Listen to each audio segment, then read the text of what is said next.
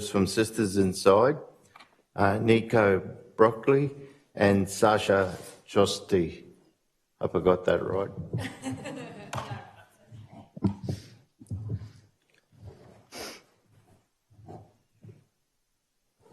Afternoon. Thank you, Chair.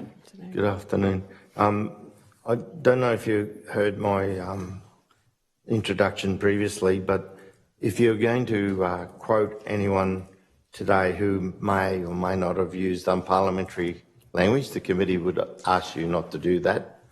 And secondly, if you were going to name a person who may not be comfortable with being identified in the public space, if you could respect that and not name them, and the committee would be very appreciative. When you make your first statement, if you could introduce yourself by name and position for the benefit of Hansard, who is recording the proceedings this afternoon. So good afternoon, welcome, and the floor is yours to make your opening statement. Thank you. Thank you for having us today. My name is Sasha Josti. I'm a policy officer and a media officer at Sisters Inside. And I'm Nico Broccoli, and I'm a policy worker at Sisters Inside. Thank you. Welcome. Thank you. We would just like to acknowledge the Yagara and Turrbal people, the traditional owners of the land on which we work and on which we're meeting today. We pay our respects to the elders past and present, and to all Aboriginal and Torres Strait Islander people that might be here today or tuning in by video link. Specifically, or explicitly, we'd like to acknowledge all Aboriginal and Torres Strait Islander people who are incarcerated on sovereign land that was never ceded. This continent was and always will be Aboriginal and Torres Strait Islander land. To place ourselves, Sisters Inside is an abolitionist organisation that advocates for and supports all women, girls and people in women's prisons that are subjected to harm and racial gendered violence under the prison industrial complex. We've always fought to ensure that no harm is ever perpetrated against anyone in the prison system, nor to their families. And this has always been and will always continue to be the foundation of the work that Sisters Inside does. Since its inception, Sisters Inside has always supported trans and gender diverse people in women's prisons. So this is not a new conversation that's being had in this abolitionist space. A quick note on language that we will be using today. We use the terms trans and gender diverse to describe people whose gender identity or experience is different from the gender that they were assigned or that was recorded for them at birth. We also understand that the term cisgender is used to describe people whose gender identity or experience does align with the gender that was recorded for them at birth. So our submission and our direct support work and advocacy extends to all criminalised trans and gender diverse people. And we'd also like to highlight that trans masculine people and trans men also experience profound interpersonal institutional violence while in custody. A carceral response will always result in the net widening of cages, and it will always worsen the conditions for all people in prison.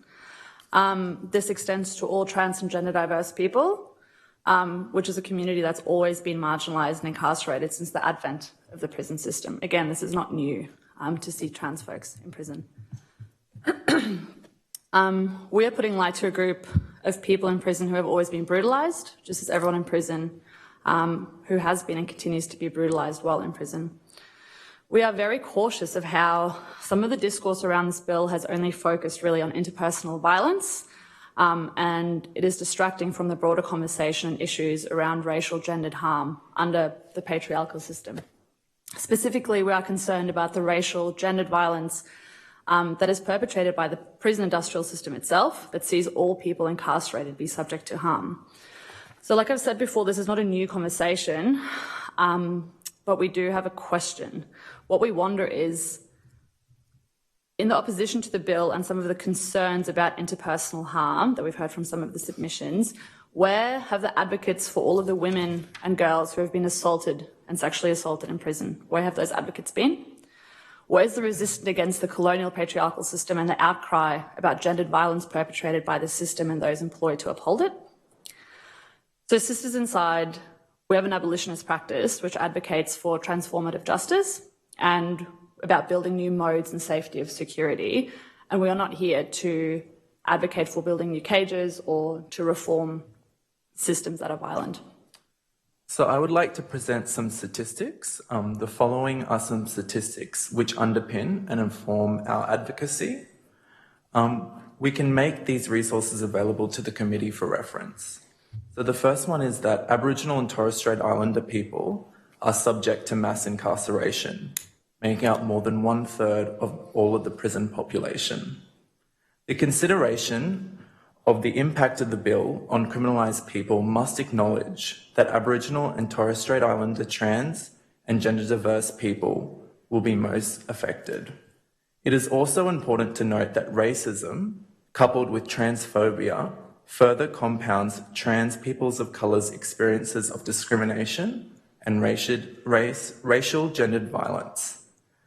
70 to 90% of women and girls in custody have experienced violence. Research and surveys have found that more than 50% of trans and gender diverse people have experienced sexual violence, assault, and rape, very often at the hands of strangers. Between 60 and 75% of trans and gender diverse children and adults experience some form of severe mental distress or mental health condition, with about half attempting suicide. It is important to note that these experiences are largely due to the way in which trans and gender diverse people are targeted in society, and not because a person is trans. More than 20% of trans and gender diverse youth and more than 30% of trans and gender diverse adults are subject to a lack of stable accommodation and homelessness. We highlight these statistics because it is important to acknowledge the nexus of criminalisation and experiences of violence and discrimination, psychological distress, and a lack of a stable accommodation. The product of this is the criminalisation of the most vulnerable people. The explanatory notes alongside the Attorney General's introduction of the bill state that reforms will be made to update requirements to undergo sexual reassignment surgery. Not all transgender people will want or be able to undergo sexual reassignment surgery, given its costs, limited availability in Australia, and potential health risks and other complications.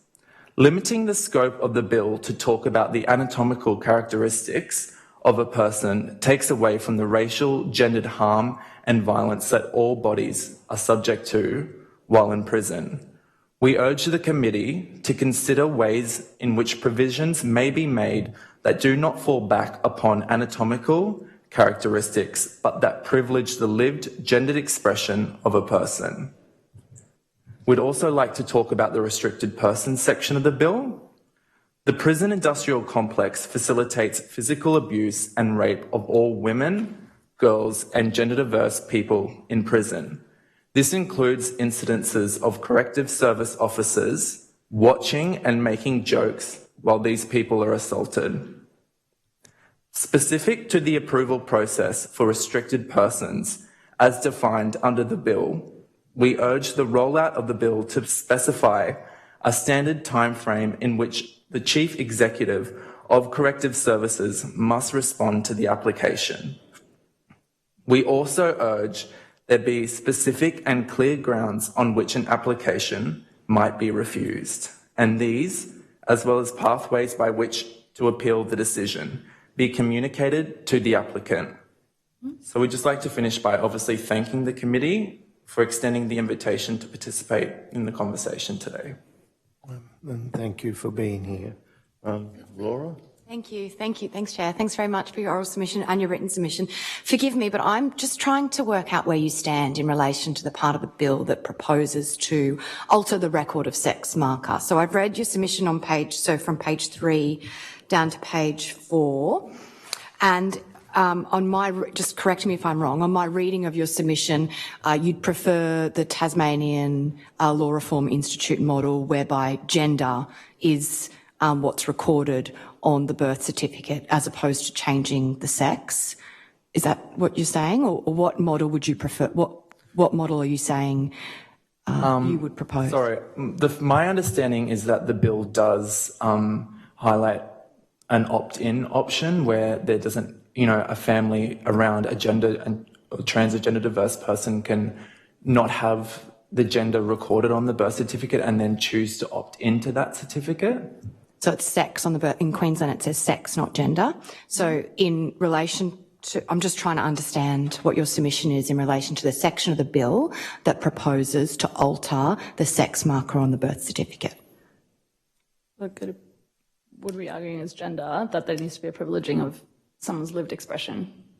But specific to, I guess, our submission and the background of what we're talking about today is that we're approaching it from the experiences of trans and gender diverse folks who are likely to be criminalised or are currently incarcerated, and how a change of their gender marker would necessitate change or lead to change in their experience as someone who is criminalised or incarcerated. Okay.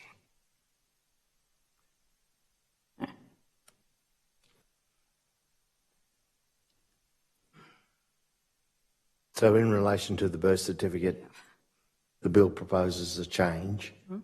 How does Sisters Inside feel about that? I understand where you're coming from, that the gender marker won't make a great deal of difference for people caught up in the correctional system, and the violence that exists now will continue. I don't want to put words into your mouth, but that's what I understood. That's it, yep. Yeah. I think the question that we're trying to identify, and may not have been outlined in your submission, is what Sisters Inside preferred position is. Well, I think that if the bill can recognise the importance to prioritise someone's lived experience and gender expression over their anatomical characteristics, that this is going to support access for trans and gender diverse people to have secure housing, to have social, legal support, you know, to increase mental health. Like, that's going to reduce the number of trans and gender diverse people that are criminalised if we can actually start to see and prioritise legally the gender expression and identity over the characteristics. So I believe that's the argument that we're trying to make. Okay. Can I ask? Yeah, of course. My understanding of the Tasmanian model is that the issue of sex and gender are not conflated in the Tasmanian model of this. The Tasmanian birth certificate, or the way the Tasmanian model works, is that, and previous iterations of this consultation process worked off the Tasmanian Law Reform Institute, their research. And so this bill that we're looking at today, there is criticism that it does conflate sex with gender. And is it Sisters Inside's submission that you would prefer that gender be the priority, that gender is the most important thing to be recorded on the birth certificate and not sex? Or what is it that you're saying in relation to the changing of the birth certificate? I'm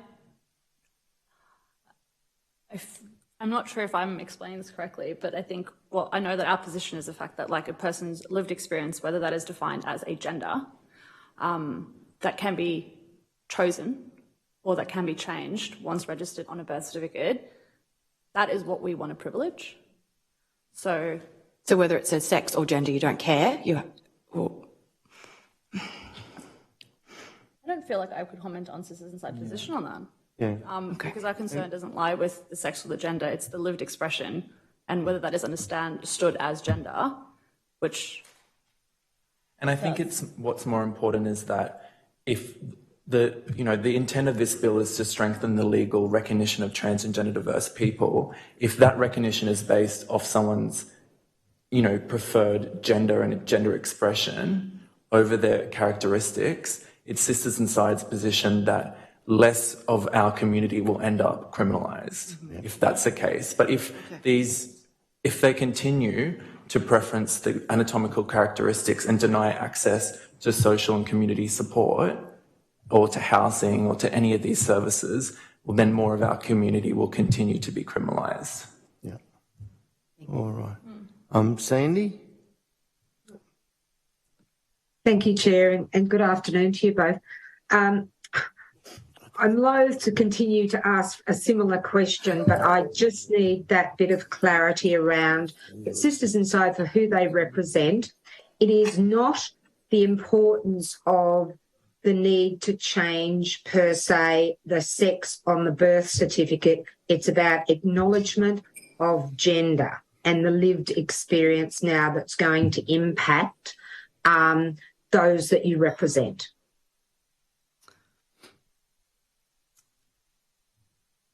If the sex on the birth certificate is the marker that will be privileged in a person's access of services, or the institution which a person will be sent to were they to be criminalised and incarcerated, that is the issue that we are concerned with. Thank you. So if there was another document that everyone had that was to do with gender identification and it wasn't necessarily a birth certificate, that would address the issue. I can't speak to that because I don't know how the institutions would privilege particular documentation. What we're concerned about is the fact that trans and gender diverse people are criminalised at rates. What is it that will make people safer? And what is it that will make people less criminalised? Yep, thank you. Thank you. Jason? Thank you. Just for my own clarity, the preference of the lived experience being your the organisation's primary focus, correct? We're an abolitionist organisation. The preference of the lived experience for Sisters Inside it should be the primary consideration. I've got that correct, haven't I? Yes, the lived experience of a person is prioritised legally. We believe that will reduce the harm, violence, and particularly racial gendered violence that all people in prison experience. And so it's important that we highlight today that that's the focus of our submission. So within a custodial environment, what would be then the position of someone who had self-identified and then was put into, say, for example, Brisbane Women's Correctional Centre? Because and the only reason I'm asking is we had a submission earlier to say that this was probably a disastrous outcome and should be avoided at all costs. I'm not completely convinced of that, to be honest. So what would be Sisters Inside view around that? So someone who self-identifies and then goes into, say, Brisbane Women's or Townsville Women's or something like that, that's not problematic. Obviously, there'll be some policy and procedural issues to look at, but that's the preferred position. Is that right? Because we're looking at the lived experience. Can I just clarify, when you say someone who self-identifies, are you alluding to a cis man who administratively then states that they are indeed a trans woman who is then transferred to a women's facility? Okay. Yeah, or is that a potential outcome? And if it is that good, bad, or indifferent? What we're concerned about, and I think what we're trying to narrow in on or highlight in our submission, our presentation today, is that I think a lot of the conversation, a lot of the discourse about this, particularly in submissions that are in opposition to the bill, have really centred on these violent outliers that are hyper-individualised acts of violence. What we argue is that the system as a whole is perpetrating racial gendered violence. So women, all women, gender diverse folks, trans masculine people and trans men who are in women's prison are all subject to racial gendered violence, right? All prisons are violent and all of them perpetrate harm, especially in a colonial state. What we are arguing is that needs to be recognised before we can get bogged down in this hyper-individualised argument of that one person who might decide to somehow take advantage, in theory, of a system, that person should be the downfall of a bill which really should be privileging people's lived experiences, but really needs to take into account the experiences of people who are incarcerated. So I don't feel comfortable commenting on kind of any policy reform that would stop a cis man from potentially identifying as a woman to be transferred to a women's prison, because I think that is a little bit of a scare tactic that is used that's not what I was asking. Yeah. Does that? Yeah. We also don't want to, we're not calling for a reform that is a castle response that further individualises systemic violence. So as an anti-violent organisation, we're advocating first and foremost for the safety of all people in prison. So we're not here to individualise a systemic issue. Right. Thank you. Thank you. That brings to a conclusion this part of the hearing. Again, thank you for presenting today, and thank you for your written submission. Thank you. Thank you Thank so you for having much. us today. There was nothing taken on that. No. Thank you. Thank you.